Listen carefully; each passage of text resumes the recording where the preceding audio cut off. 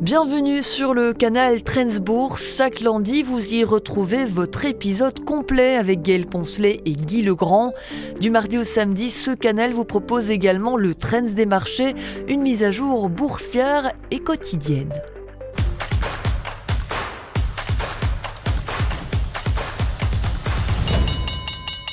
On démarre ce Trends des marchés par les résultats boursiers du jour. Les bourses européennes ont entamé le mois de février sur une note largement positive, portée par des indicateurs d'activité manufacturière meilleurs que prévu. L'indice pour la zone euro est ainsi remonté à 49,5 en janvier contre 48,8 en décembre.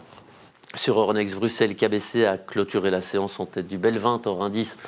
BankUp confirme son embellie et sa tentative de rebond depuis la fin décembre. Umicore est resté à la traîne après la forte correction du prix des métaux précieux vendredi. Biotalis a accentué ses pertes des dernières semaines et affiche une baisse de 12% depuis le début de l'année. Et on poursuit avec cette annonce faite la semaine dernière par la bourse de New York. Eric Joly, bonsoir. On sait que vous aimez le spectaculaire et c'est pour cette raison que vous avez souhaité nous parler de cette annonce de la bourse de New York qui pourrait provoquer un grand bouleversement. Ah, tout à fait, puisque la bourse de New York, le NYSE, a annoncé qu'éventuellement, il pourrait élargir les heures de trading, passant du trading 24 sur 24, 7 jours sur 7. Donc ça représenterait quand même un changement fondamental. Maintenant, il n'y a pas encore de calendrier définitif, mais si ça devait se faire, la cérémonie que l'on connaît tous, la cloche, début de séance, fin de séance, ça serait fini, quoi. Alors c'est en l'état de projet, est-ce qu'on a une idée éventuelle du timing annoncé par la bourse de New York ? Non, pas pour l'instant. Éventuellement, ce serait le Nasdaq qui pourrait commencer avec du trading 5 jours sur 5, mais 24 heures sur 24. Mais pour l'instant, il n'y a rien de très précis qui a été conclu.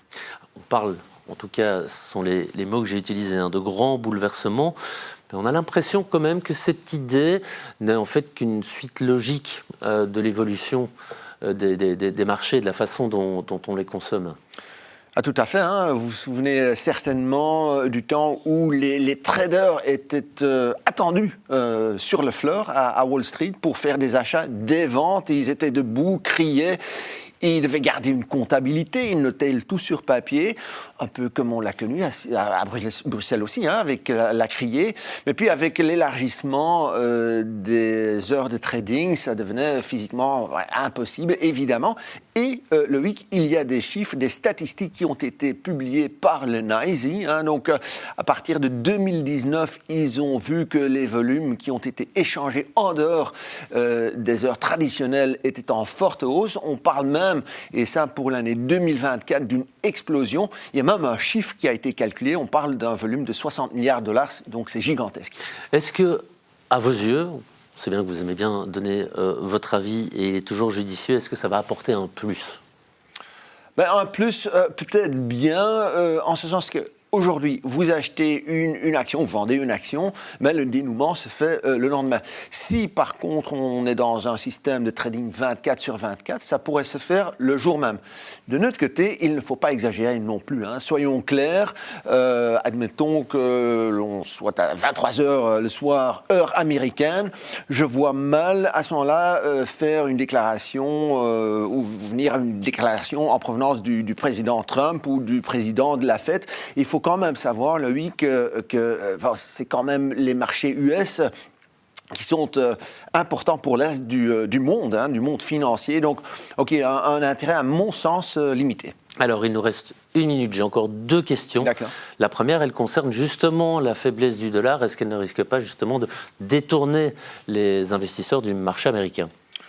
Je pense qu'il faut faire la distinction, d'une part, entre obligation et action. Obligation, c'est clair, il y a quand même cette volonté de la part du marché de se dédollariser, de vendre des treasuries américaines. Et peut-être que, si on devait lancer cette idée et la mettre en application d'un trading 24 sur 24, que ça pourrait éventuellement attirer quelques flux supplémentaires sur la devise américaine pour acheter des actions. Et justement, dès lors, dernière question, qui ça pourrait intéresser ? Ben, en définitive, je pense que ce seront plutôt les jeunes.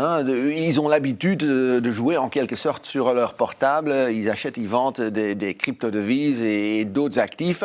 Donc, c'est peut-être intéressant pour ces gens-là. Mais alors, je me pose quand même la question de savoir si les banques sont vraiment intéressées pour faire en sorte qu'il y ait cette possibilité, parce qu'on le sait, les jeunes, malheureusement, n'ont pas toujours les mêmes moyens que les grands fonds d'investissement, donc là aussi, à voir. Oui, bien, nous suivrons évidemment les annonces, la confirmation ou pas de la bourse de New York, qui pourrait donc rester ouverte 24 heures sur 24. Merci Eric pour votre analyse, et voilà qui referme ce Trends des marchés. Belle soirée.